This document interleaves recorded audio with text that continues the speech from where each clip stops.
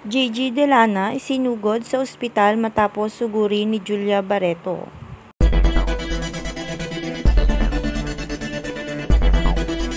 Sa isang marangyang pagtitipon na ginanap sa isang kilalang event place sa Bonifacio Global City, dumalo ang iba't ibang personalidad sa industriya ng musika at telebisyon. Isa sa mga tampok na paunahin ay ang singer-actress na si Gigi Delana. Nakilala hindi lamang sa kanyang malamyos na boses kundi pati na rin sa kanyang kababaang loob at profesionalismo. Isa rin sa mga dumalo ang aktres na si Julia Barreto. Hindi maikakaila na merong alitan ang dalawa sa isa't isa. Si Julia ay isang kilalang mukha sa mundo ng showbiz na palaging laman ng mga balita, mapapositibo man o kontrobersyal. Maganda ang naging simula ng pagtitipon, maaliwalas ang paligid, masiglang musika at abala ang bawat isa sa pakikipagkamustahan at pagkuha ng mga larawan. Ngunit bandang alas 9 ng gabi nabalot ng tensyon ang lugar matapos ang isang di inaasahang eksena sa gitna ng kasiyahan.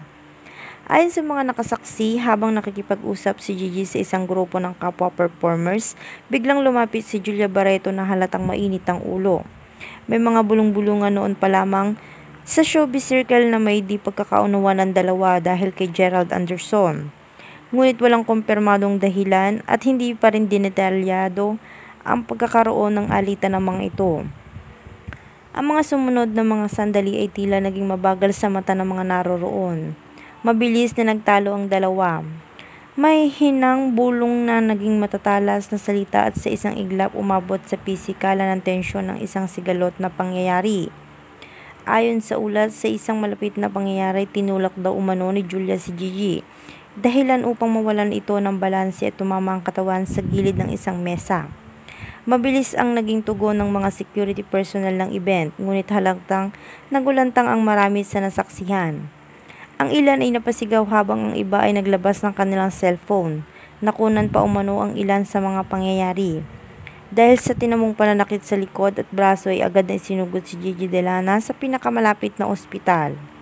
Ayon pa sa pamunuang ulat ng kanyang team, nasa maayos na kalagayan na raw siya ngunit kinakailangan na obserbasyon para sa posibleng muscle trauma.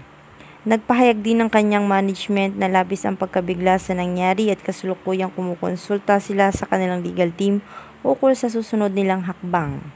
Samantalik tahimik pa rin ang kampo ni Julia Barreto. Wala pa silang opisyal na pahayag ukol sa insidente.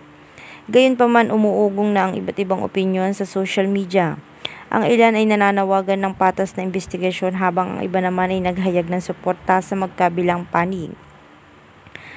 Patuloy pa ring inaalam ng mga otoridad ang event organizers ang buong detalye na nangyari kabilang na kung may CCTV footage na makakatulong sa investigasyon.